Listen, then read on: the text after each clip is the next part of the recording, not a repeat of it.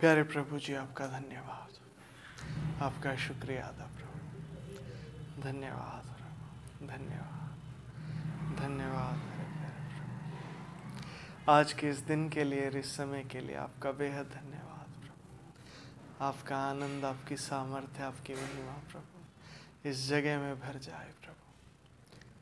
और हम सब आपसे, आपके वचन के द्वारा, आपके द्वारा आज आशीषित हों प्रभु, और आपके आनंद में आपके संग एक हो जाए। यीशु मसीह के नाम से इस जगह को आप भर दें प्रभु। धन्यवाद प्रभु जी, आपने ऐसा कर दिया, मैं यकीन करता हूँ यीशु मसीह के नाम से। आमीन, आमीन, आमीन, हालेलुया। ठीक है, सुजी से आराधना करवाएं।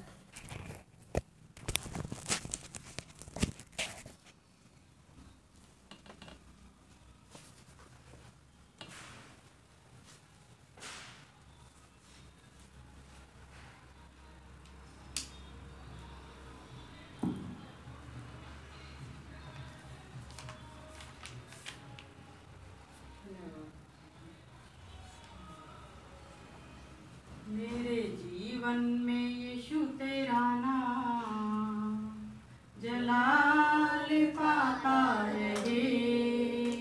मेरे जीवन में यीशु तेरा नाम जलाल पाता रहे। मेरा उठना बैठना, मेरा उठना बैठना, चलना तुझे भाता रहे। मेरे जीवन में यीशु तेरा नाम जलाल पाता रहे। मेरे जीवन में यीशु तेरा नाम जलाल पाता रहे। मेरी सोचों में तू, मेरे ख्वाबों में तू, मेरे सोचों में तू, मेरे ख्वाबों में तू, मेरे सारे सवालों जवाबों में तू। मेरी सोचों में तू, मेरे ख्वाबों में तू, मेरी सोचों में तू, मेरे ख्वाबों में तू, मेरे सारे सवालों जवाबों में तू, मेरे सारे सवालों जवाबों में तू। जब भी तुझे पुकारूं, तेरा रूह मुझ पे आता रहे। जब भी तुझे पुकारूं, तेरा रूह मुझ पे आता रहे। मेरा उठना बैठना, मेरा उठना बैठना, चलना तुझे भाता रहे। मेरे जीवन में यीशु तेरा नाम जलाल पाता रहे। मेरे जीवन में यीशु तेरा नाम जलाल पाता रहे। बेमिसाल है तू, मैं मिसाल बनूं। बेमिसाल है तू, मैं मिसाल बनूं। तू कामिल है, मैं भी कमाल बनूं। तू कामिल है, मैं भी कमाल बनूं। बेमिसाल है तू, मैं मिसाल बनूं। बेमिसाल है तू, मैं मिसाल बनूं। तू कामिल है, मैं भी कमाल बनूं। तू कामिल है, मैं भी कमाल बनूं। दुनिया का नूर है यीशु, मेरी राहें सजाता रहे। दुनिया का नूर है यीशु, मेरी राहें सजाता रहे। मेरा उठना बैठना, मेरा उठना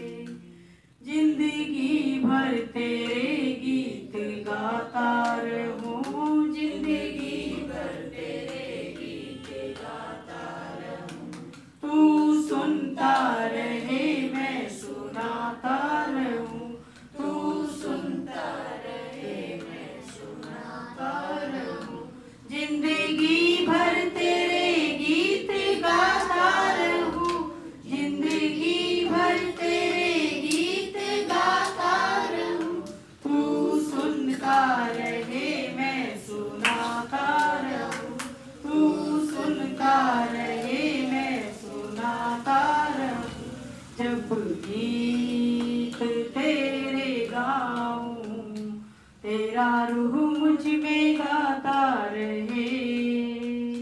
जब गीत तेरे गाऊं, तेरा रूह मुझ में गाता रहे।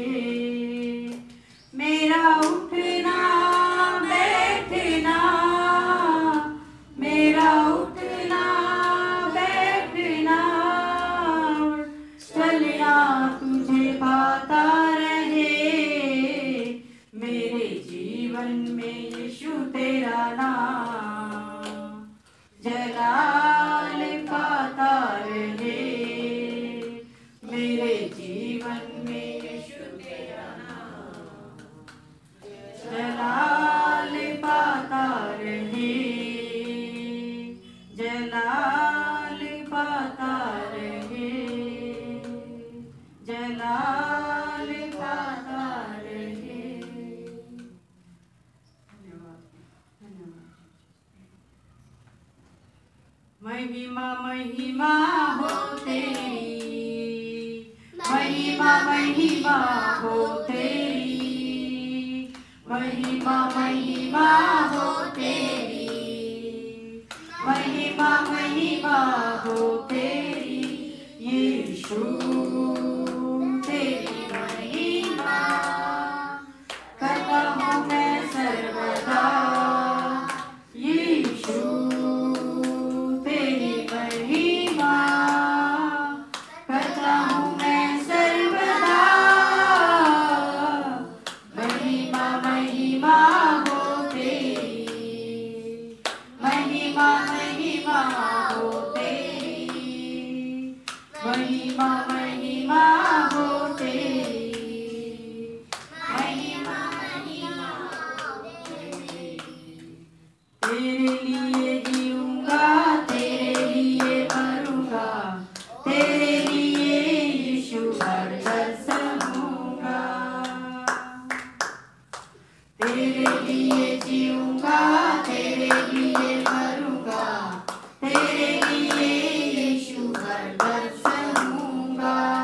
पर मैं तेरे वचन को बांटता ही रहूंगा। पर मैं तेरे वचनों को बांटता ही रहूंगा। महिमा महिमा हो तेरी, महिमा महिमा हो तेरी, महिमा महिमा हो तेरी, महिमा महिमा हो तेरी। यीशु तेरी महिमा करता हूँ मैं सर्वदा। यीशु तेरी महिमा करता हूँ मैं सर्वदा।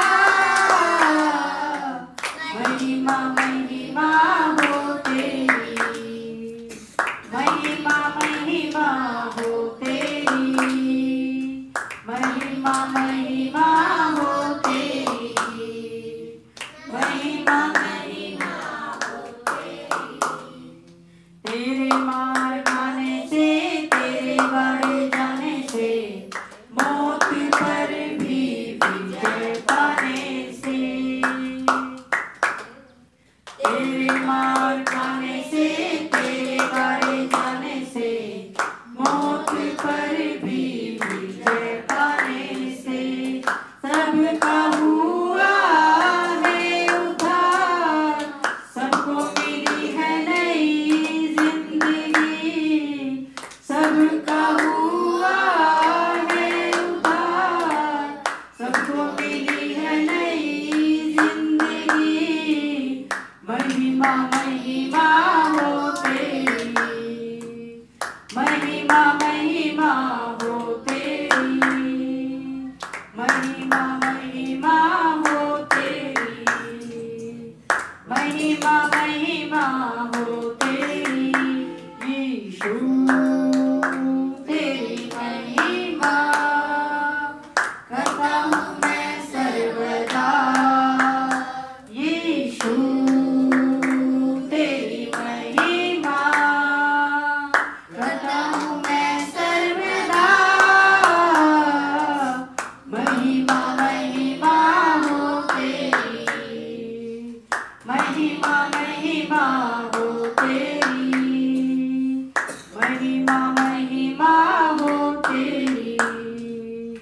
महिमा महिमा हो तेरी, महिमा महिमा हो तेरी, महिमा महिमा हो तेरी, महिमा महिमा हो तेरी, महिमा महिमा हो तेरी। धन्यवाद, धन्यवाद जीसस, थैंक यू जीसस। हमारी आराधना स्तुति आप यीशु मसीह के नाम में स्वीकार करें। धन्यवाद यीशु मसीह के नाम में, आमीन आमीन। Hallelujah hallelujah hallelujah hallelujah hallelujah hallelujah hallelujah hallelujah hallelujah. Hallelujah. ठीक है जी, सभी बैठेंगे। सुनील भाई आगे आ जाए। ठीक है।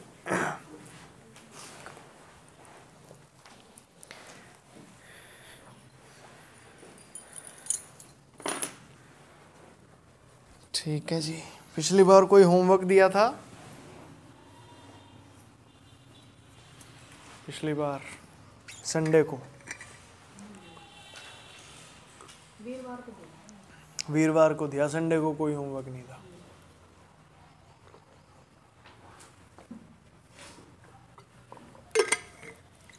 ठीक है जी।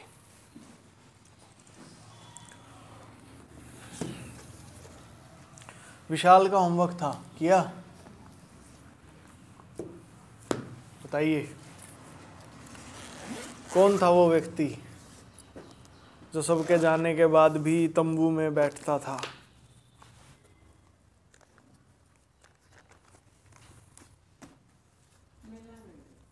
मिला नहीं। और कोई बताइए किसको मिला है तो? कौन वो व्यक्ति था?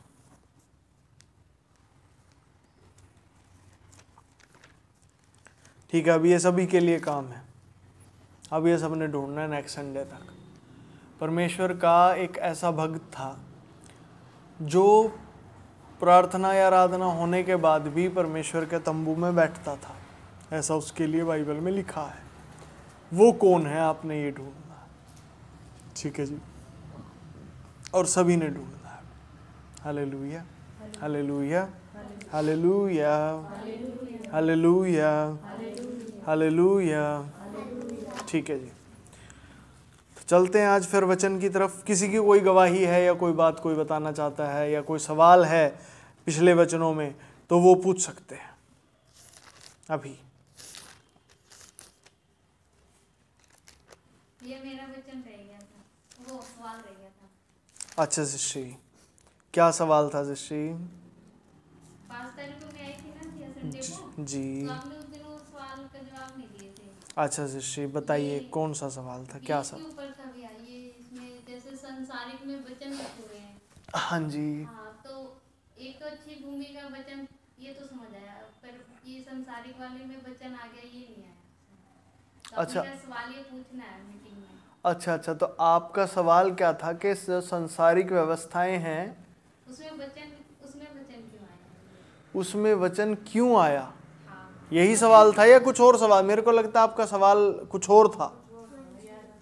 हाँ, चलिए ठीक है, ये बात भी जो आपने ये सवाल उठाया है, ये भी एक सवाल था उस दिन, ये भी सवाल था। ठीक है, आपका सवाल है, मैं दोहरा देता हूँ एक बार सवाल आपका। व्यवस्थाओं के प्रकार की जो हमने चित्र 36 बनाया है, और इसमें हमने कहा था कि वचन जो है वो अच्छी भूमि पे उगता है। ठीक है जी। और फिर हमने ये भी कहा था कि मार्ग के किनारे जो वचन है वो नहीं उगता, पथरीली भूमि पे वचन उगता है पर जड़ नहीं पकड़ता, झाड़ियों में वचन उगेगा भी, जड़ भी पकड़ेगा, पर वो निष्फल रह जाएगा संसार की चिंता और धन का धोखा और लाभ में। ठीक है जी। तो अभी सिस्टर ने सवाल किया है कि तो वचन इनमें आएगा ही क्यों, वचन इनमें आएगा ही क्यों? ठीक है, ये एक सवाल का असल में उत्तर भी है। एक ना लाइव सेशन में मैंने एक सवाल पूछा था पिछली बार, मैंने सवाल यही पूछा था कि लाइव सेशन में कि परमेश्वर क्या सिर्फ धर्मी, भले, पवित्र और देवता इस कैटेगरी को ही प्रेम करता है या उनको भी प्रेम करता है? ठीक है, एक सवाल लाइव सेशन में था। असल में उसका जवाब और इसका जवाब सेम है। वो प्रेम दोनों से करता। ठीक है जी, हालेलुया। क्योंकि वो प्रेम करता है इसीलिए वो हर व्यवस्था में अपना वचन देगा। हर व्यवस्था को मौका दिया जाएगा वचन को लेके फल लाने का। इसीलिए वचन दिया जाता है इन बाकी की व्यवस्थाओं में भी। Hallelujah, hallelujah. वचन हर जगह दिया जाता है, नहीं तो पक्षपात हो जाएगा ना। परमेश्वर की तरफ से पक्षपात हो जाएगा। वो कहेगा भाई इन लोगों को तो आपने वचन दे दिया, दूसरे बार के जो चीज़ें हैं या व्यवस्थाएं, वो व्यवस्थाएं कहेंगी हमें क्यों नहीं दिया वचन। वो तो यीशु मसीह नामक व्यवस्था से लड़ने लग जाएंगी कि भाई आपने यीशु मसीह नामक व्यवस्था में तो वचन दिया और बाकी की व्यवस्थाओं में वचन नहीं दिया। तो परमेश्वर के सामने ये बाकी की जो सांसारिक व्यवस्थाएं हैं ये लड़ने लग जाएंगी। ये कहेंगी हमें क्यों नहीं दिया, आपने यीशु मसीह को तो दे दिया, उसको तो अधिकार भी दिया, अपनी वचन भी दिया, अपनी सामर्थ्य भी दिया, अपना सत्य भी दिया, हमें क्यों नहीं दिया। हालेलुया। तो ये लड़ाई हो जाएगी। पर ऐसा होता नहीं है। क्यों नहीं होता? क्योंकि परमेश्वर तो वचन दोनों जगह देता है। सांसारिक व्यवस्थाओं को भी देता है, यीशु मसीह को भी देता है। पर यीशु मसीह नामक जो व्यवस्था है वो उसमें फल आया है, बाकी की व्यवस्थाएं निष्फल रह जाती हैं। हालेलुया। ठीक है जी। पर आपका सवाल कुछ और था सिस्टर, सवाल आप याद कीजिए, आपका क्या था? हाँ, ये लिख रखा है कि सांसारिक व्यवस्थाओं में वचन है, क्यों है, मतलब उसमें सांसारिक व्यवस्था में वचन क्यों बोलते हैं? क्योंकि मैंने ऐसी मूवी में सुना। हाँ, वचन तो हमारी बाइबल से निकलते हैं ना। अच्छा, संसारिक में भी वचन वो इस्तेमाल किए, तब मुझे वो सवाल लगा कि ये पूछना चाहिए, उसमें भी वचन हाँ हाँ इस्तेमाल हाँ। हुआ। असल में सिस्टर ये आत्मिक बातें हैं, शरीर में नहीं है ये बातें। हाँ। ये शरीर में ये बातें नहीं हैं। शरीर में अगर हम देखेंगे तो फिर शरीर में तो वचन बाइबल से जुड़ जाएगा। ठीक है, और यीशु मसीह वाले लोग हम हो जाएंगे और संसारिक लोग बाहर की दुनिया वाले हो जाएंगे। शरीर में ये बात नहीं, ये बात आत्मिक है। आत्मा में व्यवस्थाओं के लिए बात है, ये बात मनुष्यों के लिए नहीं है। समझ आई? अब जैसे हमने शरीर में देखा ना, तो वहाँ मनुष्य देख लिए हमने कि जो विश्वास करते हैं वो तो यीशु मसीह में आ गए। ठीक है, जो विश्वास नहीं करते वो सांसारिक व्यवस्थाओं में आ गए। ये बात मनुष्यों के लिए है ही नहीं, ये व्यवस्थाओं की ही बात है। मतलब ये आत्मिक की ही बात है, ये शरीर के लिए ये बात ही नहीं है। Hallelujah, hallelujah, hallelujah. ठीक है जी, अब ये बात समझ आई। ये व्यवस्थाओं की बात है, आत्मिक बात है। ये शरीर की, मनुष्यों का इससे सीधे सीधे कोई लेना देना नहीं। ठीक है जी, अब समझ आ गई ये बात जो मैंने बताई आपको कि वो प्रेम सभी से करता है, सभी पे उसने अपना वचन दिया है। अब जो फल लाएगा उसे प्रतिफल मिलेगा। हालेलुया। ये कुछ ऐसा है जैसे एक दृष्टांत था, एक तोड़ों का दृष्टांत था, याद है आपको? ठीक है, कहाँ पे हो? निकाल लेते हैं, एक बार पढ़ लेते हैं उसे।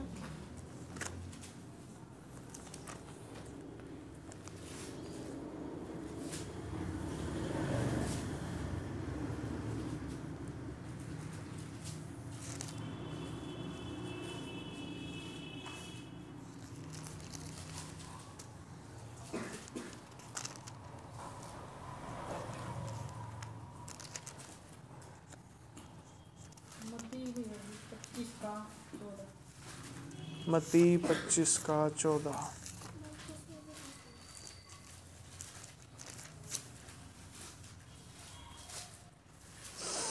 ठीक है जी, बहुत अच्छे, सुजी शिष्य, बहुत अच्छे। ठीक है, पढ़िए ऊंची आवाज में पढ़ें तोड़ों का दृष्टांत। क्योंकि यह उस मनुष्य की सी दशा है जिसने परदेश जाते समय अपने दासों को बुलाकर अपनी संपत्ति उनको सौंप दी। उसने एक को 5 तोड़े, दूसरे को 2, तीसरे को 1, अर्थात हर एक को उसकी सामर्थ्य के अनुसार दिया। और तब परदेश चला गया। जिसको 5 तोड़े मिले थे उसने तुरंत जाकर उनसे लेन देन किया और 5 तोड़े और कमाए। इसी रीति से जिसको 2 मिलेंगे उसने भी 2 और कमाए।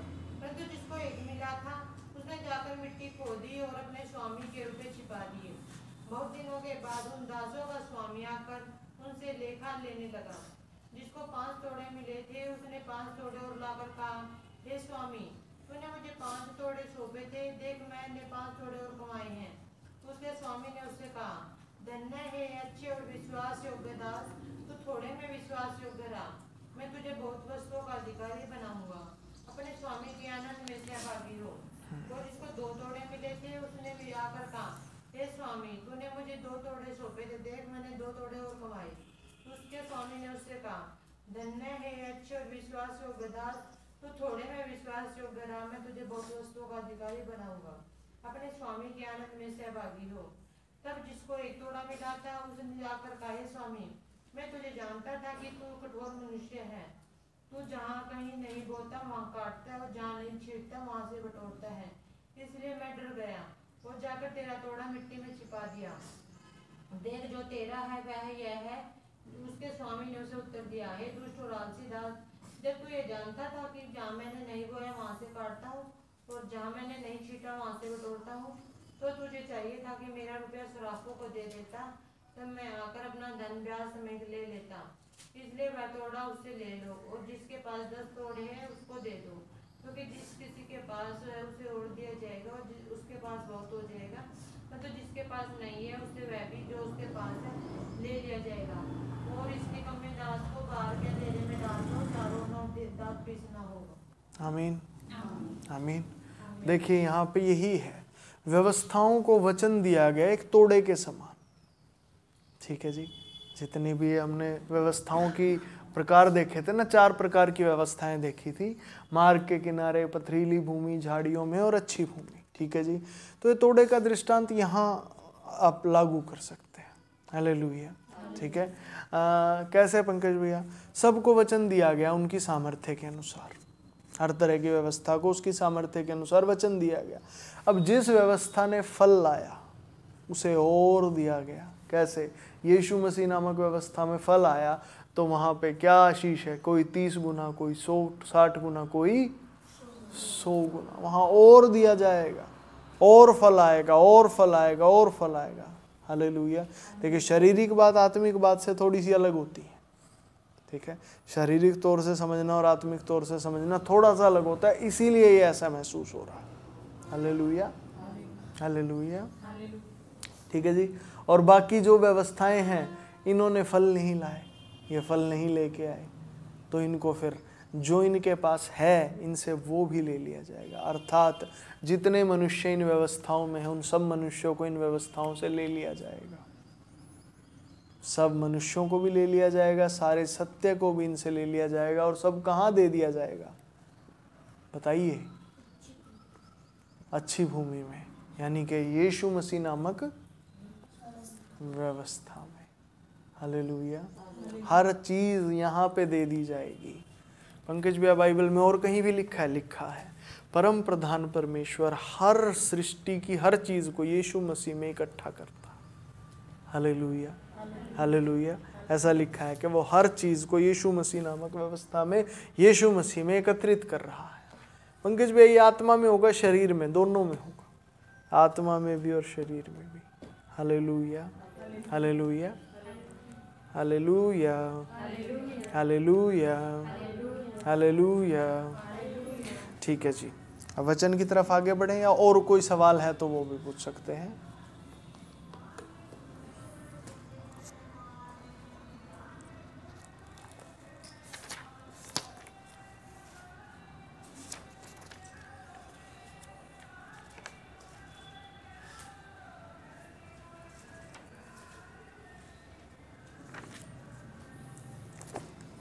ठीक है जी, तो हम अपने वचन की तरफ आगे बढ़ते। किसी कोई गवाही है, कोई देना चाहता है तो वो दे सकते हैं जी।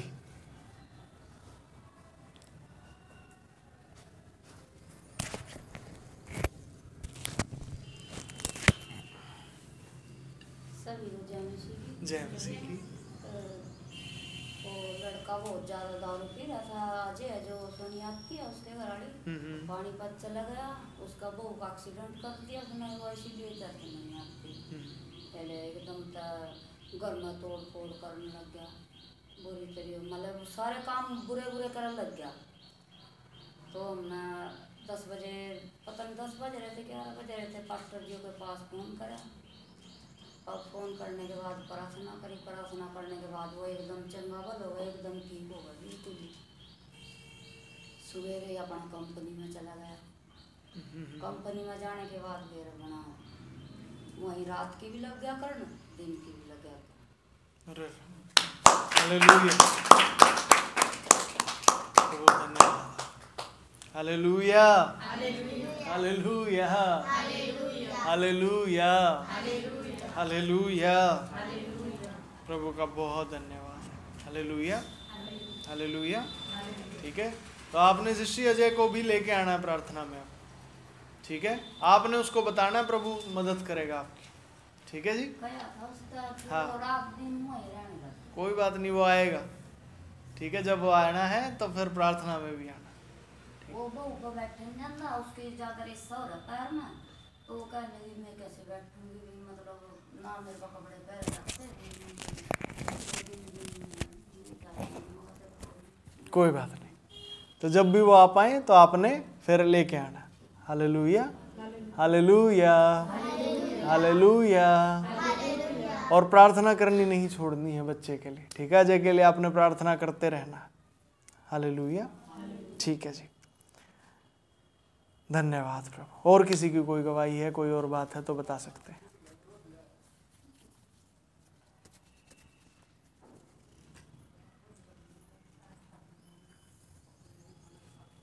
ठीक है जी, तो फिर वचन की तरफ आगे चलते हैं आज। और नीति वचन के 5 अध्याय हमने पूरे कर लिए थे। ठीक है, अब कौन सी किताब से पढ़ना आगे? नीति वचन ही आगे कंटिन्यू करें या फिर किसी और किताब से पढ़ें?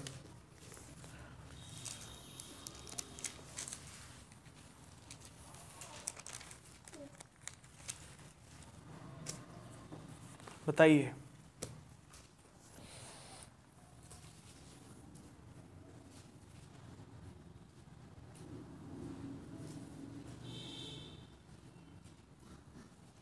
ठीक है, नीति वचन से ही फिर आगे बढ़ते हैं। और नीति वचन का 6 अध्याय निकाल लें।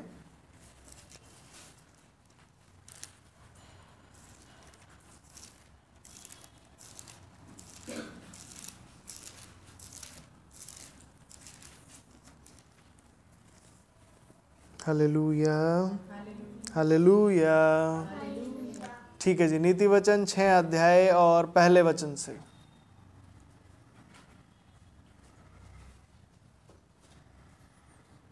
पढ़ें कोई एक जन ऊंची आवाज में। पेज 771 पे है। मेरे पुत्र, यदि तू अपने पड़ोसी का उत्तरदायी हुआ हो अथवा परदेशी के लिए हाथ पर हाथ मारकर उत्तरदायी हुआ हो, तो तू अपने ही मुंह के वचनों में फंसा और अपने ही मुंह की बातों से पकड़ा गया। पढ़ें। इसलिए हे मेरे पुत्र, एक काम कर, अर्थात तू जो अपने पड़ोसी के हाथ में पड़ चुका है तो जा उसको साष्टांग प्रणाम करके मना ले। तू न तो अपनी आंखों में नींद और न अपनी पलकों में झपकी आने दे, और अपने आप को हिरणी के समान शिकारी के हाथ से और चिड़िया के समान चिड़ीमार के हाथ से छुड़ा। हाले बस बस बस बस। Hallelujah, hallelujah. चलिए एक प्रार्थना करेंगे।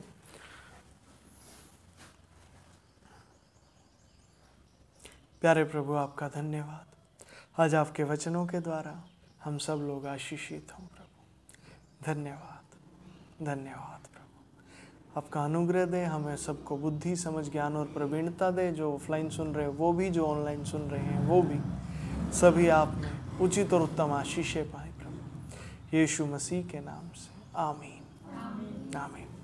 हालेलुया। ठीक है जी, ये देखिए क्या लिखा है वचन में। हे मेरे पुत्र, यदि तू अपने पड़ोसी का उत्तरदायी हुआ हो अथवा परदेशी के लिए हाथ पर हाथ मारकर उत्तरदायी हुआ हो, तो तू अपने ही मुंह के वचनों से फंसा और अपने ही मुंह की बातों से पकड़ा गया। क्या बात है पंकज भैया, ये कोई वायदे की बात है या कि क्या बात है, किस बारे में ये बात कही गई है, ये क्या बातचीत क्या है? मतलब ये तो हाथ पे हाथ मार के उत्तरदायी हुआ हो, ये तो कोई ऐसी बात लगती है कि या तो आप किसी के गारंटर बन गए हैं, ठीक है जी, या फिर आपने किसी के सामने किसी के लिए वायदा कर दिया, इसी तरह की ये बात लगती है। उत्तरदायी होना यही मालूम पड़ता है। क्या होता है पंकज भैया गारंटर? गारंटर जनरली क्या होता है, जब कभी आप कोई कैसे कहें, कोई कर्जा लेते हैं, ठीक है, जब कभी कोई कर्जा लेता है तो जो कर्जा देने वाला होता है वो क्या करता है, वो ये कहता है कि मुझे कोई गारंटर आप दीजिए, ताकि अगर किसी दिक्कत में, अब आपके पास तो अभी भी पैसे नहीं हैं, ठीक है, आप मुझसे पैसे अभी ले रहे हैं या धन आप मेरे से ले रहे हैं, पर मुझे कोई ऐसा व्यक्ति चाहिए या कोई ऐसी चीज़ चाहिए कि जिसे मैं गारंटी के तौर पे रख सकूँ। अगर आपने पैसे नहीं दिए, मेरा कर्जा आपने नहीं लौटाया, तो वो मेरा कर्जा लौटाए। Hallelujah, hallelujah, hallelujah. इस केस में क्या होता है, ये कर्जे की स्थिति होती है और कर्जे में ऐसा होता, ठीक है जी। और वैसा ही कुछ यहाँ पे लग रहा है कि यहाँ पे इसी तरह की कोई बात लिखी है, तो तू अपने ही मुंह के वचनों से फंसा, अपने ही मुंह की बातों से पकड़ा गया, इसलिए हे मेरे पुत्र एक काम कर, अर्थात तू जो अपने पड़ोसी के हाथ में पड़ चुका है तो जा उसको साष्टांग पर प्रणाम करके मना ले। तू ना तो अपनी आंखों में नींद, ना अपनी पलकों में झपकी आने दे। अपने आप को हिरणी के समान शिकारी के हाथ से और चिड़िया के समान चीड़ी मार के हाथ से छुड़ा। ठीक है, देखिए प्रभु हमारी मदद करें इसे समझने में। शरीर में ये बात भाई ऐसे ही लग रही है कि आप किसी का गारंटर बन गए हैं, और गारंटर बन गए हैं तो अब आप फंस गए हैं किसी की चाल में अपने ही मुंह के शब्दों के द्वारा, जो आपने किसी को कह दिया कि जी मेरी गारंटी पे है और आप इसे कर्जा दे दीजिए। ठीक है, शरीर में तो देखो ये बात को ऐसे ही समझा जा सकता है, अपने पड़ोसी का उत्तरदायी हुआ हो, उत्तरदायी वही है गारंटर। ठीक है जी, पर पंकज भैया क्या ये बात शरीर में है? बताएं, क्या ये बात शरीर में लगती है? नहीं, ये बात शारीरिक नहीं है, ये बात आत्मिक है। पंकज भैया ये बात आत्मा में हम कैसे समझेंगे? शरीर में चलो सीधी सीधी समझ आती है, आत्मा में इस बात को कैसे समझा जाएगा? ठीक है, तो आत्मा में इस बात को व्यवस्था के तौर से समझा जाएगा भाई। कैसे पंकज भैया? परदेशी के हाथ पे हाथ मार के उत्तरदायी हुआ हो, अपने मुंह के वचनों से फंसा, अपनी मुंह की बातों से पकड़ा गया, ये क्या बात है? ये क्या बात है? और उसको साष्टांग प्रणाम करके मना ली, ये क्या चीज है? समझिए, हमारे साथ कई बार एक परिस्थिति आ जाती है। वो परिस्थिति क्या है पंकज भैया? सामने वाला जो व्यक्ति है, बड़े ध्यान से समझिएगा, सामने वाला व्यक्ति हमसे बात करता है, सुनना बड़े ध्यान से, अपने दिमाग की समझ के हिसाब से, अपनी व्यवस्था में। ठीक है, और हमसे क्या होता है? हमसे क्या होता है? जल्दबाजी में या किसी भी रीति से जो जवाब दिया जाता है वो सामने वाले की व्यवस्था में हम जवाब दे देते हैं।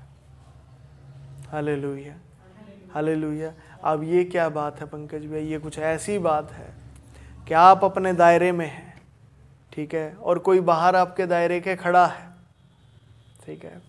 अरे वाह, बहुत बड़ा अच्छा उदाहरण है। ठीक है, रामायण में एक जगह जहाँ रावण सीता का अपहरण करता है, ठीक है, जहाँ रावण सीता का अपहरण करते हैं, याद है वो किस्सा सभी को? कितनों को ध्यान है? ठीक है, तो वहाँ क्या होता है, जो श्री राम के जो छोटे भाई हैं लक्ष्मण, ठीक है, वो लक्ष्मण क्या करते हैं, वहाँ पे लक्ष्मण रेखा खींचते हैं। वो कहीं दूर जाते हैं और उस समय वो सीता को कह के जाते हैं कि भाई आपने इस लक्ष्मण रेखा को पार नहीं करना है। तो वहाँ पे रावण आते हैं और वो क्या करते हैं, रावण ने देखा मैं लक्ष्मण रेखा को मैं भी पार नहीं कर सकता हूं, तो रावण क्या कर रहा है, बाहर ही खड़े होकर उसको सीता को बाहर निकालने की कोशिश कर रहा है। Hallelujah, hallelujah. जब हम मसीह में हैं, हम अपनी व्यवस्था में चल रहे हैं, कोई हमारी व्यवस्था को पार नहीं कर सकता, परंतु बाहर खड़े होके हमें व्यवस्था से बाहर निकालने की कोशिश करते हैं। और यदि आप उनकी व्यवस्था में जवाब दे देते हैं तो आप फंस गए भैया। मतलब आपने उनके हाथ पे हाथ मार दिया और उन्होंने आपका हाथ पकड़ के बाहर खींच लिया। अब आपके कैसे कहें, आपके सारे अंजर पंजर अब ढीले हो जाएंगे, क्योंकि आपकी सारी समझ बेकार हो जाएगी वहां पे। क्यों जी?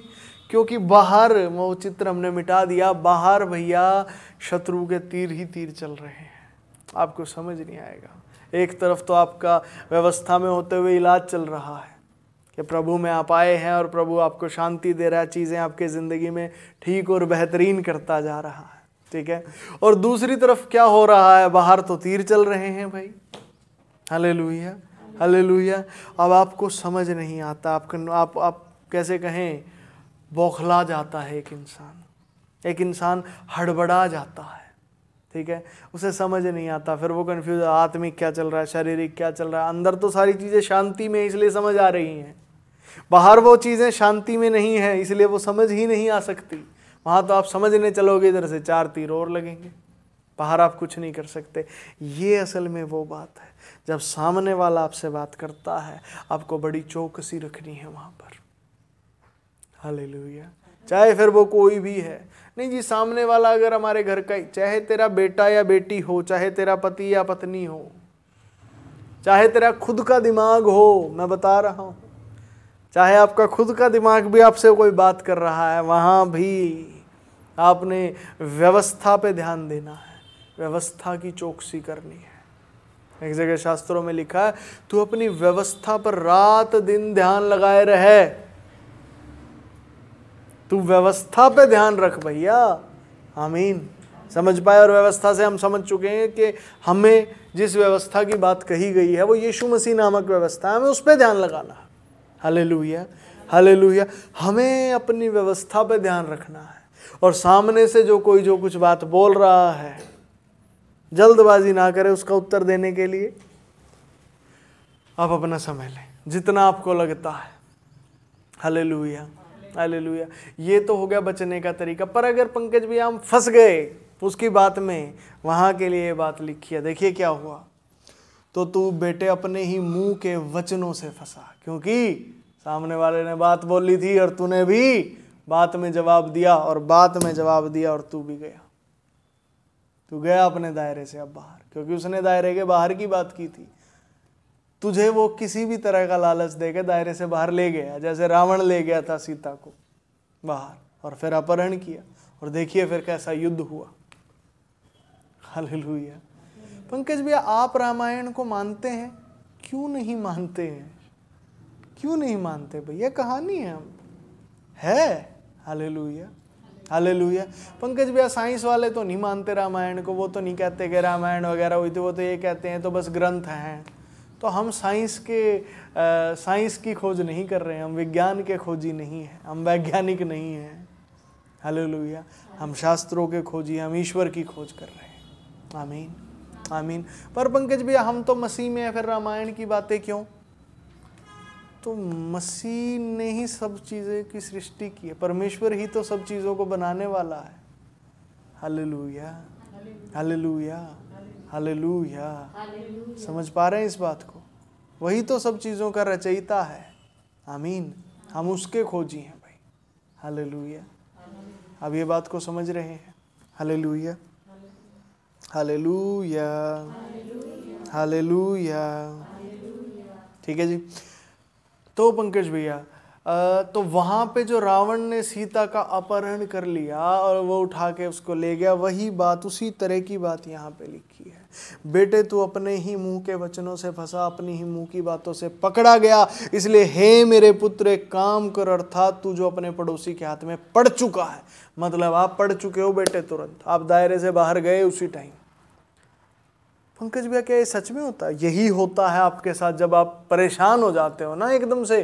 कई बार जिंदगी में चलते चलते चलते चलते आपको सब ठीक लग रहा है, हाँ हम तो प्रभु में, हम तो प्रभु में है, प्रभु की व्यवस्था में तो कोई गड़बड़ नहीं है, कोई गड़बड़ नहीं है, पर फिर भी आपको गड़बड़ दिख गई कहीं ना कहीं। क्या है? ये है एक गड़बड़ी है। हालेलुया। आप फंस गए अपनी मुंह की बातों से कहीं भी। कहाँ फंसे जी? किसी आदमी ने फंसा लिया, व्यवस्था ने फंसा लिया आपको। वो व्यवस्था ने वहाँ पे किसी मनुष्य के द्वारा शब्द बोले, या फिर टीवी के द्वारा आपसे शब्द बोले व्यवस्था ने, या आप ही के दिमाग में कोई बात आ गई इस तरह की। वो व्यवस्था है जो अपना जाल फेंक रही है और आपको आपके दायरे से निकालना चाहती है बस। Hallelujah, hallelujah, hallelujah, hallelujah.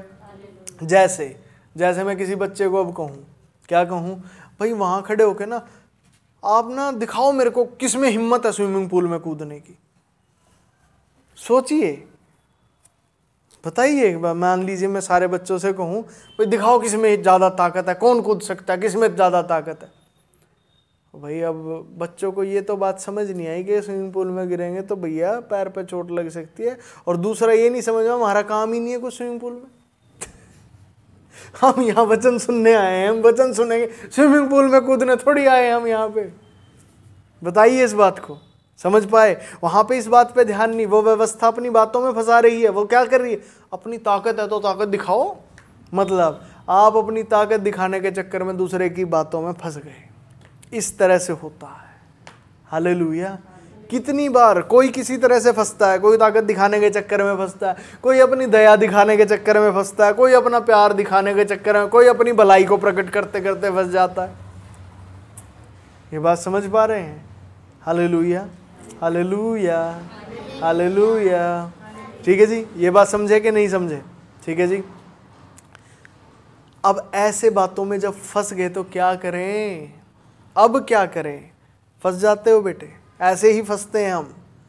Pankaj भैया हम ही कुछ कमज़ोर हैं जो फंस जा। पूरी दुनिया ऐसे ही है, हर कोई ऐसे ही है। किसी को अपनी व्यवस्था में रहना आता ही नहीं है। हर कोई इधर टक्कर मार रहा है, कोई इधर टक्कर मार रहा है, कोई यहाँ भिड़ रहा है, कोई वहाँ भिड़ रहा है, कोई यहाँ से चोटिल, कोई वहाँ से चोटिल, कोई यहाँ घायल, कोई वहाँ घायल। ऐसा ही हो रहा है। ये क्यों हो रहा है? मनुष्य है ना, इसीलिए हो रहा है। अपरिपक्वता है इसलिए हो रहा है। ठीक है। तो पंकज भैया पॉइंट क्या है? पॉइंट ये है, तो जाओ उसको साष्टांग प्रणाम करके मना ले। तू ना तो अपनी आंखों में नींद, ना अपनी पलकों में झपकी आने दे। मतलब देर ना कर, अब देर नहीं। क्योंकि जितनी देर होगी, जितना ही आप व्यवस्था के दायरे से बाहर हैं, समझ रहे हैं मेरी बात को? आप जितनी देर व्यवस्था के दायरे से बाहर हैं, तीर तीर आप पे तो चलते रहेंगे, आप तो घायल होते रहेंगे। बेटे आपने वहां पे विलंब नहीं करना, तुरंत जाके मना। कैसे मनाए पंकज भैया किसी को? क्षमा कीजिए। आपको एहसास हो जाएगा कि आपको किसी ने गलत रीति से फंसा लिया है। आपने क्या करना है? क्षमा। दोहराइए, क्या करना है? क्षमा। ये क्षमा करने से क्या हो जाएगा पंकज भैया? पकड़ा तो उसने हमें, हम कैसे उसे क्षमा करें? आप परमेश्वर के हाथ में हमेशा रहते हैं। बोले आमीन। समझ पाए? बाइबल में लिखा है परमेश्वर के हाथ से तुम्हें कोई नहीं छुड़ा सकता, कोई नहीं छीन सकता, कोई नहीं छुड़ा सकता। तुम परमेश्वर के कहाँ हो? हाथ में हो ही हो। पंकज भैया जब दूसरा में उठा के ले गया, अब कहाँ परमेश्वर के हाथ में हम रहे? वो तो लक्ष्मण, जो वो कैसे कहें, वो जो दायरा था हमारा, या लक्ष्मण रेखा जो मैं बोलने लगा था, वो थी, उसमें थे तो परमेश्वर के हाथ में नहीं। ये बातें आत्मिक और संसारिक बहुत अलग अलग हैं। देखिए ये जो चित्र हमने यहाँ पे बनाया है, शरीर, आत्मा, प्राण, चित्र नंबर 32। ठीक है। कितनी ही बातें होती हैं जो शरीर में होती हैं, कितनी ही बातें हैं जो आत्मा के लिए हैं, कितनी ही बातें हैं जो प्राण के लिए। ये बात समझ आई कि नहीं आई? समझिए बड़े ध्यान से। ठीक है जी। कितनी बातें शरीर के लिए, कितनी आत्मा के लिए, कितने प्राण के लिए। तो पंकज भैया वो कौन सी जगह है जहां पे ईश्वर ने पकड़ रखा है? वो आत्मा है, वो आत्मा है। आत्मा के हिस्से में परमेश्वर ने पकड़ रखा है आपको। समझिए, प्राण के हिस्से में जो ये बात हो रही है कि वचन के द्वारा फंसा, वचन प्राण से जुड़ा है। शब्द जो होते हैं ना वो प्राण से जुड़ते हैं हमेशा। Hallelujah, hallelujah. तो आप अपने वचनों से फंसे हो। शरीर का क्या है जी यहाँ पे? शरीर में तो अभी फंसने से पहले ही निकल जाओ बेटे, शरीर में फंसो ही ना, क्योंकि शरीर में फंसे तो शरीर घायल होगा। हालेलुया। पंकज भैया शरीर तक कैसे? पहले बात आत्मा में आएगी, ठीक है, फिर वो शरीर में प्रकट होती है। इतना तो हम जानते हैं सारे। पहले कोई भी काम होता है तो वो कहाँ होता है? आत्मिक हिस्से में होता है, ठीक है, यहाँ पे होता है। हालेलुया। फिर उसके बाद वो शरीर में प्रकट होता है। और यहाँ क्या लिखा गया? भैया तू फंस चुका है तो अपने आप अब जल्दी जल्दी कर, अपनी आंखों में कैसे कहें झपकी ना आने दे, मतलब जल्दबाजी मचा तू इस जगह पे। किस जगह पे? जब तू फंस गया किसी की बात में, यानी कि तेरा प्राण कहीं फंस गया बेटे, ठीक है, तो अब देर ना कर। देर क्यों नहीं करनी? कहीं शरीर में वो बात प्रकट ना हो जाए, क्योंकि यहां तू फंसा है, यहां तू दायरे से बाहर गया है, प्राणों की वजह से तू दायरे से बाहर चला गया। अब वो दायरे से बाहर, तो अभी तो अंदर तीर चल रहे हैं, वो बाहर भी चलेंगे शरीर में अब, क्योंकि वही प्रकट होगा बाहर। तो तुझे क्या करना है? जल्दी से जल्दी, जल्दी से जल्दी यहां पे उस चीज को ठीक करना है जो गड़बड़ हो गई। Hallelujah, hallelujah. तो जल्दी कहाँ करनी है? यहाँ पे जल्दी करनी है कि जहाँ तू बेटे फंस गया दूसरे की बात में, वहां से उसकी बात से तुझे बहुत जल्दी करके निकलना है। कहीं ऐसा ना हो कि तू शरीर में भी दंड भोगे उसका। Hallelujah, hallelujah. ठीक है पंकज भैया। तो अब इसमें यहाँ क्या लिखा है? तू ना अपनी आंखों में नींद, ना अपनी पलकों में झपकी आने दे, और अपने आप को, अब सुनिए, अपने आप को हिरणी के समान शिकारी के हाथ से, जैसे शिकारी शिकार करता है ना, और जो एक हिरण है वो जंगल में क्या करता है? भागता बड़ी तेज, वो बचता है उससे कैसे? शिकार कभी इधर भाग गया कभी उधर भाग गया, तो उसको चकमा दे देता है वो शिकारी को। अगर हिरण को पता लग जाए ना कोई शिकार करना है, हिरण फिर चकमा देता है फिर उसको, ठीक है। अब आप वो हिरण हैं जो फंसेंगे नहीं झूठ के चक्कर में। Hallelujah, hallelujah, hallelujah, hallelujah. और लिखा, और चिड़िया के समान चीड़ी मार के हाथ से छुड़ा। चीड़ी को मारने वाला होता है ना, तो जो चिड़िया होती है वो उड़ती है, फिर वो बच के निकलती है। तो आपको भी ऐसे ही यहाँ पे बच के। पंकज भैया समझ गया आपकी बात को कि ये बात ऐसी है, पर कैसे इस काम को किया जाए? इस काम को करे कैसे? ठीक है जी, इस काम को कैसे करें? एक ही तरीका है बेटे। क्या तरीका है पंकज भैया? आपको क्षमा कर देना है, क्योंकि आपको एक बात पता है, आत्मा में आप कैद नहीं है कहीं भी। आपकी आत्मा अब आज़ाद है। हालेलुया। आपकी आत्मा परम प्रधान परमेश्वर के हाथ में है, ठीक है। आत्मा में आप पूरी रीति से आज़ाद हैं। आपकी आत्मा को परमेश्वर ने पकड़ा हुआ है, और जब पकड़ा हुआ है, मान लो कोई किसी को पकड़ता है, ठीक है, तो उसका मतलब क्या है कि पकड़ने वाला जिसको पकड़ा है वो उसके पास ही खड़ा है, साथ में ही है ना दोनों। हालेलुया। और जब साथ में है तो परमेश्वर के सामने तुरंत आप आत्मा में जाके तुरंत क्षमा कर देना है। और क्यों क्षमा करें जी? ताकि आप छूट जाएं, आपको क्षमा कर दिया जाए। हालेलुया। हमारी क्या गलती थी जी? आपकी गलती ये थी बेटे कि आप उसकी बातों में क्यों आए। आपको रखना था अपने परमेश्वर पे भरोसा, आपको रखना था आपके परमेश्वर की व्यवस्था जिसका नाम यीशु मसीह है उस पे भरोसा, पर आपने उसकी बातों को सुन के उसकी बातों में क्यों आए? आप समझ पाए आपकी गलती क्या है? ठीक है जी, आपकी गलती है क्यों उसकी बातों में आए। पंकज भैया इस गलती के लिए क्या करें? आप ये समझिए, गलती के लिए यहाँ पे ना पनिशमेंट नहीं है कुछ भी। तो पंकज भैया गलती के लिए तो सज़ा होती है। बाइबल में लिखा है, रोमियो की पुस्तक उसके 8 अध्याय में, अतः अब जो मसीह यीशु में है उन पर दंड की आज्ञा नहीं है। उनके लिए सज़ा ही नहीं है कुछ भी। रोमियो की पुस्तक 8 अध्याय पहले दूसरे वचनों में ही लिखा है, ठीक है जी। उन पर दंड की आज्ञा नहीं है, मतलब हम जो कुछ भी कर रहे हैं दंड के लिए नहीं होगा, वो तो हमारे सुधार के लिए, हमारी बढ़ोतरी के लिए। किसकी बढ़ोतरी? मनुष्य की, मानव जाति की बढ़ोतरी के लिए। तो उसके लिए क्या करें पंकज भैया? तुरंत ही क्षमा कर दें कि प्यारे प्रभु मैं क्षमा करता हूं इस व्यक्ति को, इन व्यवस्थाओं को भी जिन्होंने मुझे अपनी बातों में फंसाया, इस व्यक्ति को भी, इन शरीरों को भी जिन्होंने ऐसा काम किया, और खुद के दिमाग को भी प्रभु मैं क्षमा करता हूं, जो जिसने आपको छोड़ के इन लोगों पे ज्यादा भरोसा किया। Hallelujah, hallelujah. ठीक है जी, आप ये तीनों जगह क्षमा कीजिए। चौथा उत्तर आपको परमेश्वर की ओर से मिलेगा। क्या मिलेगा जी? परमेश्वर आपको खुद उत्तर दे के बताएंगे, बेटे मैं भी तुझे पूरी तरह क्षमा करता हूं। Hallelujah, hallelujah, hallelujah.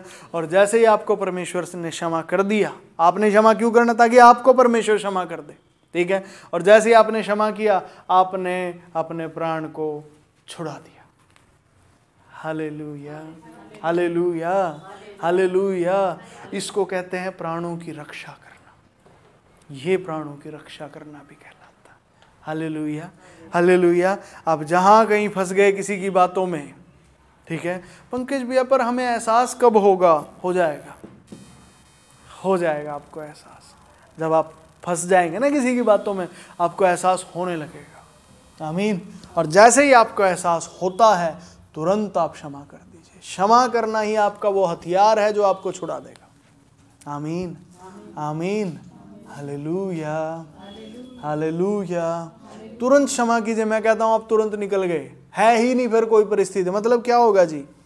मैं कहता हूं जो आपको व्यवस्था के दायरे से बाहर लेके गया है, समझिएगा, जो आपको व्यवस्था के दायरे से बाहर लेके गए। चित्र बना लेते हैं ना, थोड़ा सा छोटा सा चित्र बना के बता ही देते हैं, मिटा देंगे साथ के साथ, पर हम यहाँ बनाते हैं। ठीक है, मान लीजिए ये आपकी व्यवस्था का दायरा है।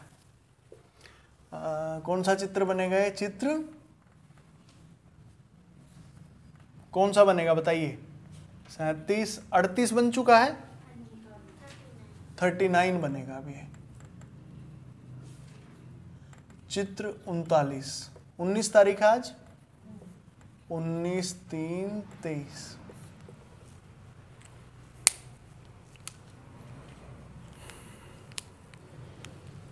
ठीक है, ये मान के चलिए कि ये आपका एक दायरा है। ठीक है, बड़े ध्यान से सुनिएगा। ये आपका एक दायरा है, ये इस दायरे के अंदर आप हैं। ठीक है जी। अब आपको इस दायरे से बाहर निकाला गया। ठीक है, आपके प्राणों में फंसा के आपको बाहर निकाला गया। अब आप मान लीजिए यहां पे आ गए हैं बाहर। बाहर आप आ गए और ये ठीक है, अब यहाँ पे जो ये है तीर वीर सब चल रहे हैं यहाँ पे, ये ठीक है जी, ये सब चल रहे हैं और आपको लग रहे, आपने जैसे ही क्षमा किया कि प्रभु मैं क्षमा करता हूँ मेरे सारे अपराधियों को, सारी व्यवस्थाओं को भी, सभी लोगों को भी, स्वयं के दिमाग को भी, ये 3 जगह हैं, तीनों को क्षमा करना है आपने। तरीका है, याद कर लीजिएगा। सारी व्यवस्थाओं को भी, सभी लोगों को भी, और स्वयं के दिमाग को भी, खुद के दिमाग को भी, तीनों को आपने क्षमा करना है। फिर चौथी क्षमा आपको ईश्वर की ओर से मिलेगी कि बेटे मैं भी तुझे पूरी रीति से क्षमा करता हूँ। ठीक है, ये चारों काम होते ही होगा क्या? आप चमत्कार होगा यहाँ पे। क्या चमत्कार होगा पंकज भैया? आपका जो दायरा वो यहां तक सीमित था, अब आपका वो दायरा ये बढ़ गया। हालेलुया। अब आपका दायरा बढ़ जाएगा। मतलब क्या पंकज भैया? मतलब आप ये सारा इलाका भी सुरक्षित इलाका बन जाएगा और ये सब खत्म हो जाएंगे। ये सब तीर रहेंगे ही नहीं, अंदर ये सब तीर होते ही नहीं है। हालेलुया। ये तीर तो ऐसे समझिए फूल बन जाएंगे। ठीक है, ये फूल बन के बरसेंगे आप पे, आशीषें मिलेंगी। Hallelujah, hallelujah. और ये सारा एरिया ये सब सुरक्षित हो जाएगा। तो मतलब पंकज भैया, जितना आपको कोई कैसे कहें, नॉर्मली एंड नेचुरली जैसे ही आप क्षमा करते जाते हैं वैसे ही आपका दायरा बढ़ता जाएगा। दायरे बढ़ने का मतलब क्या है? आपको और आज़ादी मिलती जाएगी, आपका और बड़ा कैसे कहें, और आप खुल के जी पाएंगे अपने जीवन को, और ज़्यादा बेहतरीनी को आप अपने जीवन में देखेंगे। आमीन। और ज़्यादा आशीषें आपको अब मिलेंगी। हालेलुया। और वो जिसने आपको पकड़ के बाहर निकाला था वो भी अब आपके दायरे में आ जाएगा। जैसे ही आपने उसे क्षमा किया वो भी आपके दायरे में है बेटे। हालेलुया। मतलब जी अब वो भी मसीह में आएगा। Hallelujah, hallelujah. ये बात समझ आई? अब वो भी भलाई में जिएगा। यह आशीष होगी आपके ऊपर। हालेलुया। आपको अपने दायरे से जो बाहर निकालने आया था अब वो आपके दायरे में आके जिएगा। आमीन, आमीन, हालेलुया, हालेलुया। पंकज भैया कैसे, उदाहरण देके थोड़ा बताइए। ठीक है जी। बाइबल में एक जगह यीशु मसीह को जब पकड़ा गया, यीशु मसीह को जब पकड़ा गया सजा भुगतने के लिए, निकालिए कहाँ पे है वो जगह कहाँ है बाइबल में, निकालें।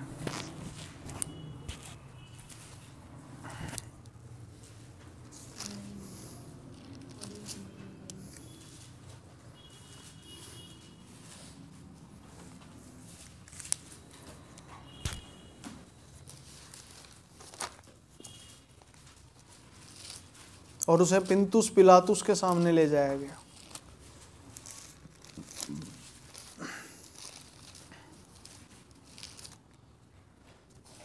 निकाले।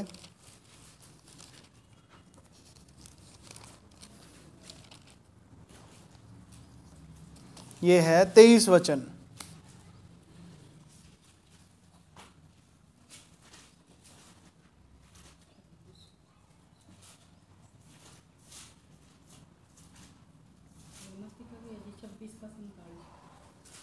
मती 26 का 45।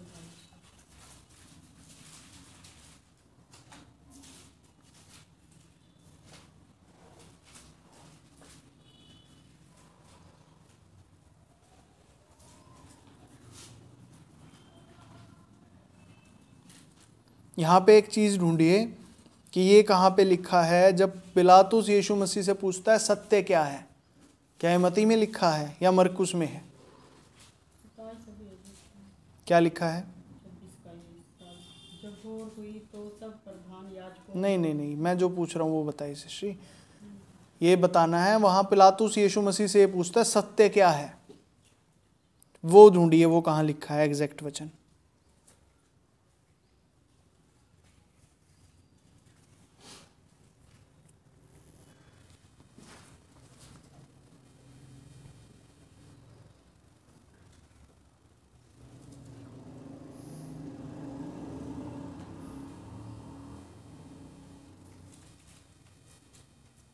यही है, पिलातुस ने ही यीशु मसीह से पूछा था, वो कहाँ है देख के बताइए जल्दी से।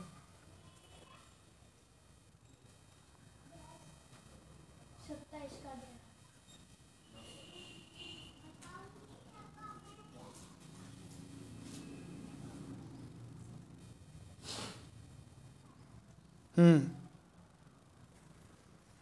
27 के 11 में क्या लिखा है? पढ़ दे रक्षित। जब यीशु हाकिम के सामने खड़ा था तो हाकिम ने उससे पूछा, क्या तू यहूदियों का राजा है? यीशु ने उनसे कहा, तू आप ही कह रहा है। जब प्रधान याजकों और पुरनियों ने उस पर दोष लगा रहे थे तो उसने कुछ उत्तर नहीं दिया। इस पर पिलातुस ने उससे क्या तू नहीं सुनता कि ये तेरे विरुद्ध में कितने गवाहियां दे रहे हैं? परंतु उसने उसको एक बात का भी उत्तर नहीं दिया। रुक जाइए। निकालें यूहन्ना 18 का 38। यूहन्ना की पुस्तक उसका 18 अध्याय और 38 वचन।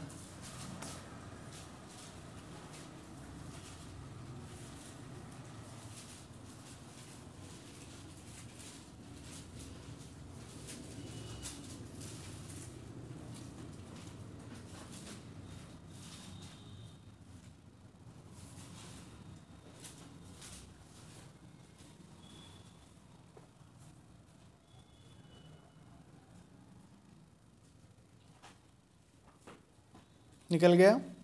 यूहन्ना की पुस्तक उसका 18 अध्याय, पेज नंबर है ये 159। नए नियम में 159 पेज पे है।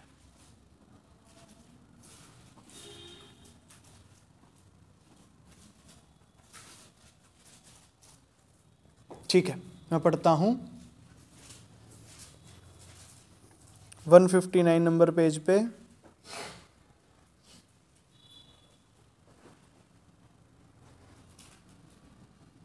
ठीक है, हालेलुया। ये देखिए यहाँ पे 18 का, और हम पढ़ेंगे इसको पिलातुस के सामने यीशु 28 से। पढ़ दे कोई एक जन ऊंची आवाज में, 28 से 38 तक पढ़ेंगे। तब वे यीशु को कैफा के पास से किले को ले गए और भोर का समय था, परंतु वे आप किले के भीतर नहीं गए ताकि अशुद्ध न हो, परंतु फंसे फांसते। तब पिलातुस उनके पास बाहर निकल आया और कहा, तुम इस मनुष्य पर किस बात का आरोप लगाते हो? उन्होंने उसको उत्तर दिया, यदि वह कुकर्मी न होता तो हम उसे तेरे हाथ न सौंपते। पिलातुस ने उनसे कहा, तुम ही इसे ले जाकर अपनी व्यवस्था के अनुसार उसका न्याय करो। यहूदियों ने उससे कहा, हमें अधिकार नहीं कि किसी का प्राण लें।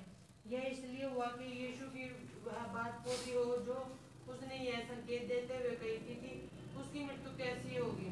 तब पिलातुस फिर किले के भीतर गया और यीशु को बुलाकर उससे पूछा, क्या तू यहूदियों का राजा है? यीशु ने उत्तर दिया, क्या तू यह बात अपनी ओर से कहता है या दूसरों ने मेरे विषय में तुझसे यह कहा है? पिलातुस ने उत्तर दिया, क्या मैं यहूदी हूँ? तेरी ही जाति और प्रधान याजकों ने तुझे मेरे हाथ सौंपा है। तूने क्या किया है? यीशु ने उत्तर दिया, मेरा राज्य इस संसार का नहीं। यदि मेरा राज्य इस संसार का होता तो मेरे सेवक लड़ते कि मैं यहूदियों के हाथ सौंपा न जाता, परंतु मेरा राज्य यहाँ का नहीं। पिलातुस ने उससे कहा, तो क्या तू राजा है? यीशु ने उत्तर दिया, तू कहता है कि मैं राजा हूँ। मैंने इसलिए जन्म लिया और इसलिए संसार में आया हूँ कि सत्य की गवाही दूँ। जो कोई सत्य का है वह मेरा सब सुनता है। पिलातुस ने उससे कहा, सत्य क्या है? हालेलुया। अब देखिए यहाँ पे क्या हो रहा है। यीशु मसीह को यहूदियों ने पिलातुस के हाथ में सौंप दिया। पिलातुस वहाँ का हाकिम था, ठीक है जी, हाकिम, गवर्नर आप कह लीजिए, या फिर ऐसे समझ लीजिए फिलहाल के लिए। जब इसको पूरा पढ़ेंगे तो आप ज़्यादा समझ पाएंगे कि वो कौन था, असल में पद क्या था। बस ऐसा समझ लिए कि किसी बड़े पद पे था जिसको दंड देने का, न्याय करने का अधिकार था, ठीक है, रोमी साम्राज्य का था। हालेलुया। उस समय इजराइल पे रोम का शासन था, जैसे भारत पे अंग्रेजों का शासन था, इजराइल देश पे रोमन्स का शासन था, रोम का शासन था। तो जब वो रोम का कोई अधिकारी था पिलातुस, ठीक है जी, जो वहाँ पे उनके ऊपर नियुक्त किया गया था, तो ये उसके सामने यीशु मसीह को लेके गए। समझिएगा, यीशु मसीह वहाँ पर गया है, वहाँ पे पकड़ा गया है, जकड़ा गया है, ठीक है जी। अब वो उनके हाथ में है, ठीक है, पर हुआ क्या,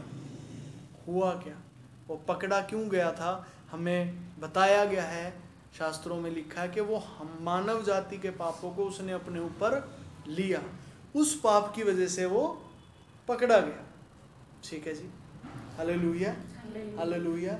अब उस पाप की वजह से वो पकड़ा गया। अब इसको यहीं अपनी सिचुएशन से कंपेयर कीजिएगा। हम भी दूसरे की बात में आ जाते हैं, इसीलिए पकड़े जाते हैं, व्यवस्था से बाहर चले जाते हैं। हालेलुया, ठीक है जी।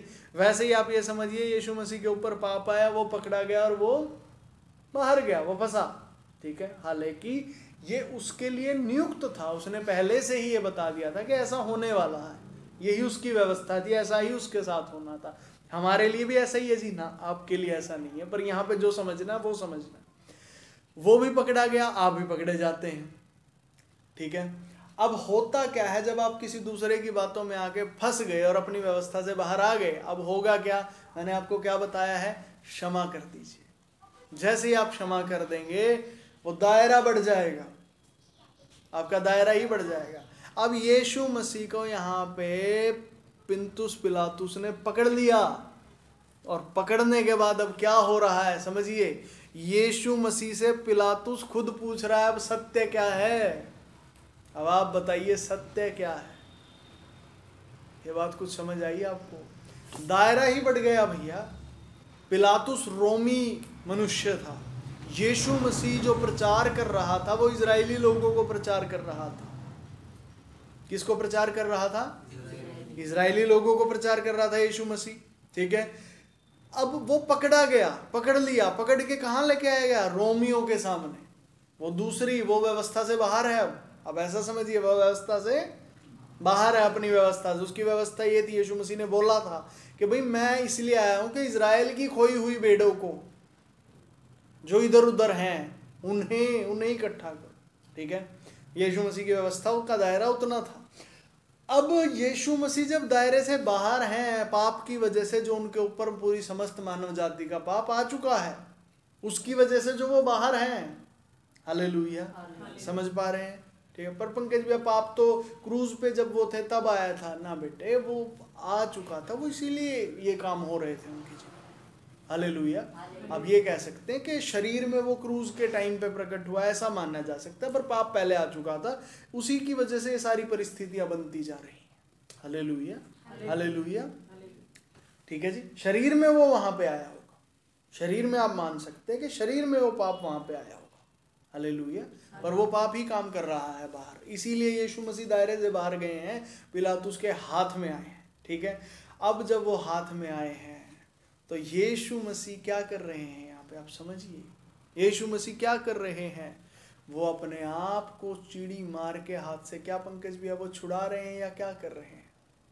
समझिए, वो वहां पे अभी कुछ नहीं कर रहे। पर आप देखिए परिस्थिति कैसे बदल रही है।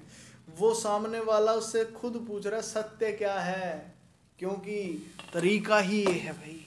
अब तरीका ही ये है कि आप जैसे ही प्रभु मदद करे समझने में इस बात को, आप जैसे ही, आपकी हमारी व्यवस्था ही ऐसी है यीशु मसीह, जैसे ही आप व्यवस्था से बाहर गए या किसी ने आपको खींच लिया गलती से या धक्के से, जैसे भी आप चले गए बाहर, ठीक है, या किसी व्यक्ति ने नहीं खींचा बट आप खिंच गए किसी तरह, चले गए बाहर, तरीका ही ये है कि अब होना क्या है, व्यवस्था अपना दायरा बढ़ाना चाहती है, इसीलिए ऐसा हुआ। Hallelujah, hallelujah. पिंतुस पिलातुस यीशु मसीह से पूछ रहा सत्य क्या है, पर यीशु मसीह का काम नहीं है अभी ये उसको ये सारी बातें बताना, उसका काम नहीं था ये। हालेलुया।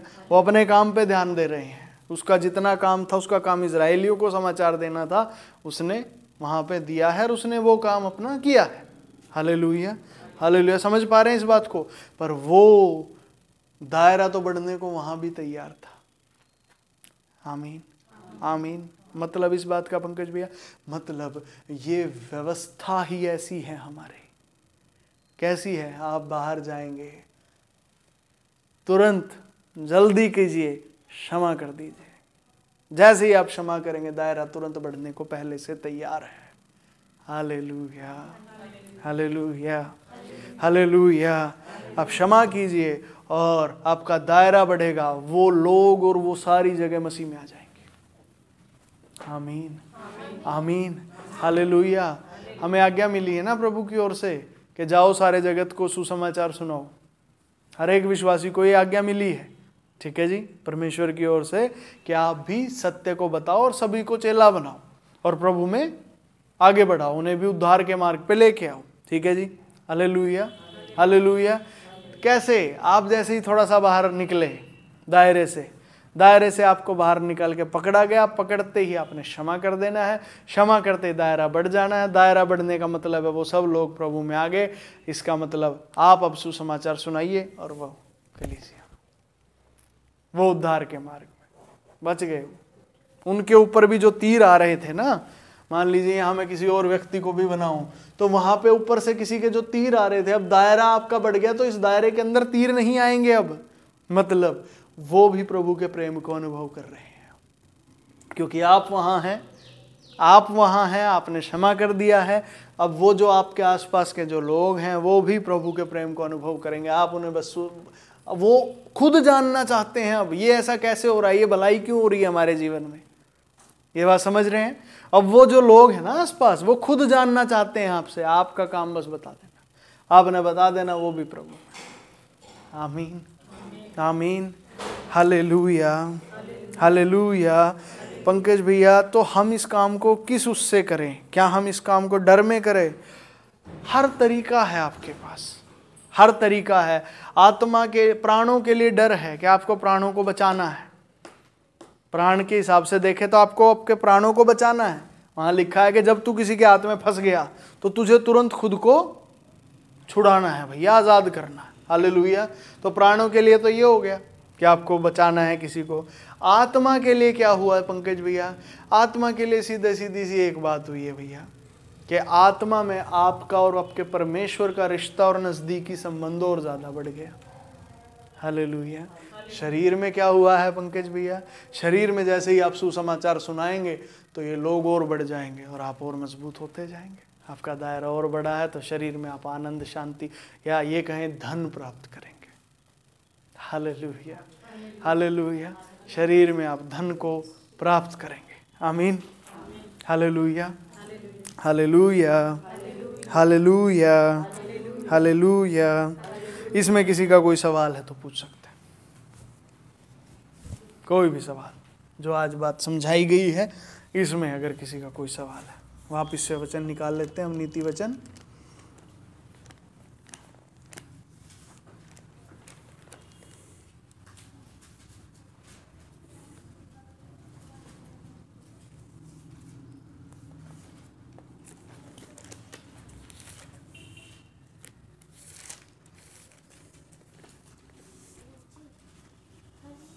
ऊंची आवाज। क्या? हिरन। हिरन का स्त्रीलिंग है हिरनी। समझ गए?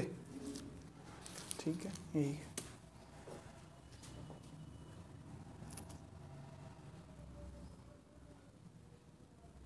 हरिणी, ये वो हिरन के लिए ही लिखा गया है, हिरन की का स्त्रीलिंग। हालेलुया। ये बात समझ आई? बताइए, जवाब दीजिए, आई या नहीं आई? आई ये बात। तो जैसे ही आप किसी जगह पे आपको फील होता है कि फंसे हैं तो तुरंत आपने निकालना है खुद को। कैसे निकलेंगे पंकज भैया? क्षमा, तुरंत ही क्षमा करें, तुरंत ही क्षमा। आमीन। पंकज भैया ये मन ही मन में कर देना, सामने वाले को जाके बोलना है। सामने वाले को बोलने की जरूरत ही नहीं है भैया, क्योंकि वो तो इस बात को जानता ही नहीं है, समझता ही नहीं है अभी। वो तो तब समझेगा ना जब वो सुसमाचार सुनेगा, कलीसिया में आएगा, तब जाके उसे ये शब्द मिलेंगे, तब जाके वो समझेगा। अभी तक वो नहीं समझता है। पर आपको ये बात समझनी है कि वो नहीं समझता है। आप ये नहीं समझ सकते ये क्यों नहीं समझ रहा। वो तो तब समझेगा ना भाई, जब वो प्रार्थना में आएगा, वचन को सुनेगा, सीखेगा, तब समझेगा वे बातें। अभी तो ये बात आपको समझनी है, ये भी कि वो नहीं समझता, और ये भी जो आपको सिखाई जा रही है ये भी है। दोनों बात आप ही को समझना। हालेलुया। पंकज भाई ये काम कितनी देर में हो जाता है? तुरंत हो जाएगा, तुरंत ही। इतना समय नहीं है। पूरी दुनिया में सुसमाचार कैसे फैलाओगे आप सब? अगर मान लो एक ही काम में, एक ही जगह पे आपको इतना टाइम लग जाएगा, पूरी दुनिया तक सुसमाचार कैसे पहुंचाएंगे? पंकज भैया क्या हम पहुंचाएंगे? क्या ये सच है हम दुनिया में घूमेंगे?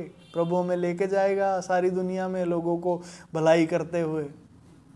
सच है। Hallelujah, hallelujah. पंकज भैया आज तक तो कुछ ऐसा हुआ नहीं, तो अब हो जाएगा। आमीन, आमीन, आमीन। हालेलुया।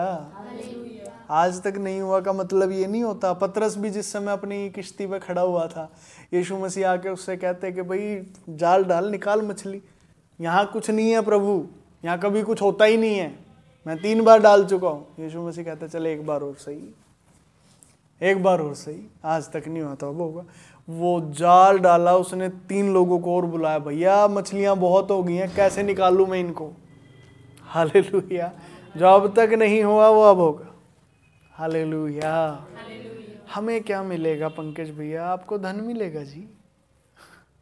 Hallelujah, hallelujah. आप धनवान होते जाओगे जी। हालेलुया। और स्वर्ग में धन इकट्ठा करने की आज्ञा हमें मिल चुकी है कि अपने लिए स्वर्ग में धन इकट्ठा करो, तो करना ही करना है। आमीन, आमीन। Hallelujah, hallelujah, hallelujah, hallelujah, hallelujah, hallelujah, hallelujah, hallelujah. बोलो हालेलुया, हालेलुया।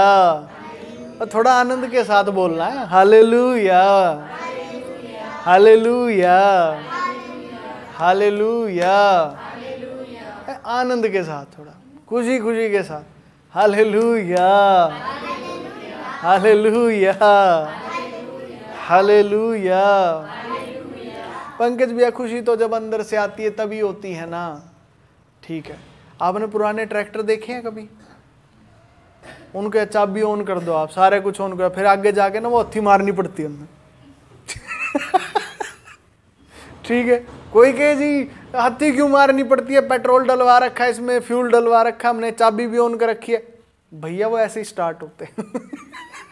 Hallelujah, hallelujah. तो अपने आप को ना थोड़ा स्टार्ट करने के लिए ये आनंद जरूरी है। Hallelujah, hallelujah. पंकज भाई, हम सारे ही आनंद से शुरू होते हैं। हाँ जी, क्यों? क्योंकि परमेश्वर की व्यवस्था में आनंद, शांति, उत्साह और संपन्नता। शांति हमें ऑलरेडी मिल रही है, ठीक है जी। आनंद वाली हथी मारनी पड़ेगी थोड़ी, फिर इंजन स्टार्ट होगा। Hallelujah, hallelujah.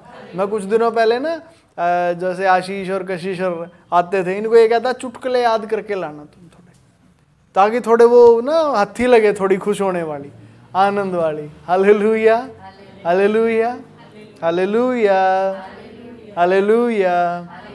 तो थोड़ी सी ये चलाओ आनंद वाला, थोड़ा खुश हो के हालेलुया बोले। Hallelujah, hallelujah, hallelujah, hallelujah, hallelujah, hallelujah, hallelujah. ठीक है जी। अपने आप को हिरणी के समान शिकारी के हाथ से और चिड़िया के समान चिड़ी मार के हाथ से छुड़ा ले। आमीन, आमीन। ठीक है जी। किसी का कोई सवाल है तो 1 मिनट और हमारे पास है, सोच ले, नहीं तो फिर प्रार्थना करके हम पूरा करेंगे। भैया आपने बोली कि स्वर्ग में भी धन इकट्ठा करना है, तो स्वर्ग में धन इकट्ठा कैसे होएगा? पिछली बार यही बताया था। पिछली मीटिंग को सुना आपने शिष्य? दोबारा नहीं सुन पाए, उसे सुनिए। उस मीटिंग में ये जवाब मैं दे चुका हूँ। वो मीटिंग ही इसलिए थी, उस मीटिंग का मेन टॉपिक ही ये था। अब एक बार उसको सुनिए, आज ही सुनना, और सुनने के बाद मेरे को आपने मैसेज कर देना, भैया मैंने पूरी सुन ली और ये पता लग गया मेरे को। कर देंगे ये काम, आज ही सुनना है, लेट नहीं करना, ठीक है जी। हाँ, बेशक यहाँ से निकलते ही ईयरफोन लगा के सुनने लग जाना। संडे मीटिंग में ये बात बताएगी। Hallelujah, hallelujah.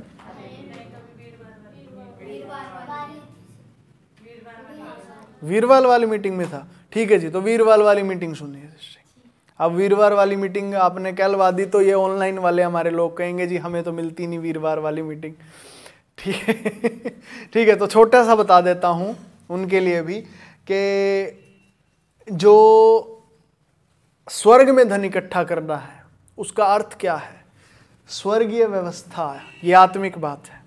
स्वर्गीय व्यवस्था जिसका नाम यीशु मसीह है, आप इसमें आइए और इसमें आके अब धनवान बन जाइए। मतलब पंकज भैया, आप इसमें आ चुके हैं ऑलरेडी। जब आपने वचन पे विश्वास किया, आप इस व्यवस्था में हैं। अब तो पैसा आने दीजिए, कमाइए, पैसा आने दीजिए, पैसा धनवान होना ही होना है। अब यह आज्ञा है, अनुमति नहीं है कि हाँ जी चलो जी करे जिसका हो जाओ अमीर। होना ही होना है अमीर, हो जाइए अमीर, धन करिए इकट्ठा। और तरीके आपको सिखाए जा रहे हैं, इनको मानते जाइए, धनवान होते जाइए। यही तरीका है। कैसे जी? क्षमा करने से भी, बिल्कुल उसी आप ये काम करते जाइए, अब देखिए कैसे होते जाएंगे। Hallelujah, hallelujah. पंकज भैया, शरीर में भी पैसे आएंगे या ये आत्मिक में ही आएंगे? पूरी रीति से शरीर में आएंगे, बात ही सारी शरीर की है। हालेलुया। तो जी आप बात सारी शरीर की, मतलब शरीर तक पहुंचनी ही पहुंचनी है। और कोई सवाल किसी का?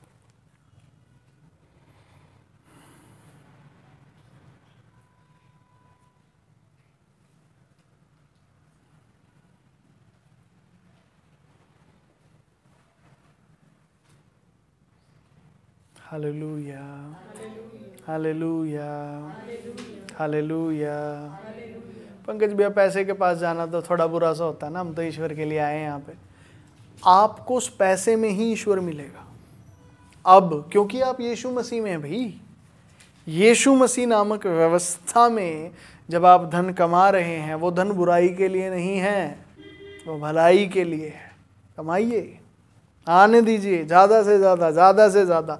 तरीके आपको सिखाए गए इन दायरों में रहना, ये दायरे जो मैंने बताए थे। हालेलुया। अपने दायरे में रहें और बढ़ते जाइए। आमीन, आमीन। आप भटकेंगे नहीं, डरने की कोई आवश्यकता नहीं, घबराने की कोई ज़रूरत नहीं। ठीक है जी, चलिए प्रेयर करते हैं। प्यारे प्रभु, आपका धन्यवाद आज के इन सारे वचनों के लिए, सारी बातचीत के लिए मेरे प्यारे प्रभु, जो आपने हमें सिखाया, समझाया। प्रभु, आपसे विनती और प्रार्थना करते हैं मेरे प्यारे प्रभु, हर कोई अपने मन में जो भी दान वो चाहता है आज के लिए देने के लिए, तो वो अपने मन में ठान ले और उसको दे, और ज़्यादा से ज़्यादा दीजिए, बोइए परमेश्वर के राज्य के लिए। भेंट भी, दान भी, दशमांश भी, और भली वस्तुओं में सिखाने वाले को सहभागी करना भी आप अपने मन में अभी ठान लें। मैं प्रार्थना कर रहा हूँ प्रभु, आपका धन्यवाद, धन्यवाद। ये सारी दान, भेंट, दशमांश प्रभु, भली वस्तुओं में सिखाने वाले को सहभागी करना मेरे प्यारे प्रभु, ये सब आप में शुद्ध हो और ग्रहण हो प्रभु, और उसी के निमित्त उचित और उत्तम आशीषें सभी के जीवनों में दी जाए मेरे प्यारे प्रभु। और जो वचन आज आपने हमें दिया है, ये वचन को हम स्वीकार करते हैं प्रभु, ये हमारे जीवनों में फल लाए, कोई 30 गुना, कोई 60 गुना, कोई 100 गुना, और हम आप में बढ़ते चले जाएं प्रभु जी, और धनवान होते जाएं यीशु मसीह के नाम से। जिसके हृदय में अब जो भी प्रार्थना वो प्रभु से करना चाहता है, वो प्रभु से कर सकता है।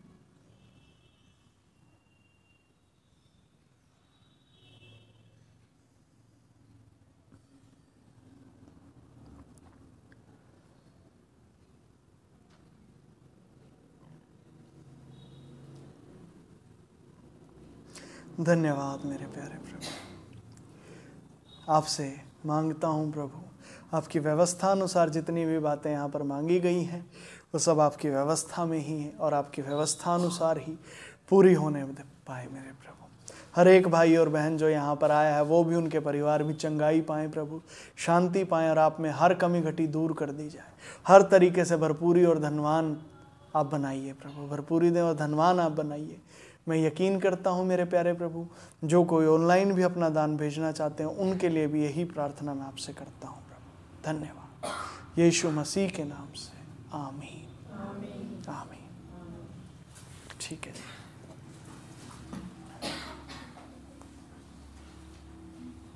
सभी को जय मसीह की, जय मसीह की। प्यारे प्रभु जी, आपका धन्यवाद, आपका शुक्रिया अदा प्रभु, धन्यवाद, धन्यवाद।